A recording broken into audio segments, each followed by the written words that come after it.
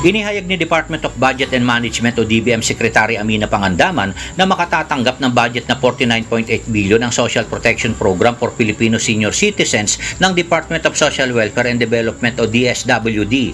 Nasa 4,085,000 at 66 indigent senior citizens ang inaasahang tatanggap ng monthly allowance na 1,000 piso para pandagdag sa kanilang pang-araw-araw na pamumuhay at gastusin sa pagpapagamot. Nagsimulang tumanggap ang mga kwalipikadong benepisyaryo ng stipend na 1,000 piso ngayong taon kasunod ng pagsasabatas ng Republic Act o RA 11916 na nagdoble sa kanilang buwanang pensyon mula 500 piso at Expanded Centenarians Act para makakuha ng mahigit 3 bilyon sa 2025. Samantala, sa pagpapatupad ng Expanded Centenarians Act, kabuang 3 bilyon ang inilaan para pondohan ang 100,000 cash gift para sa mga Pilipinong umabot sa edad na 100. Gayon din ang karagdagang 10,000 pisong cash gift benefit sa lahat ng Pilipinong edad 80, 70 at 75. Matatanda ang nilagdaan ni Pangulong Ferdinand Marcos Jr. netong buwan ng Pebrero ngayong taon ang Republic Act o RA 11982 na nagpapalawak sa saklaw ng RA 10868 upang magbigay ng mga benepisyo sa mga octogenarian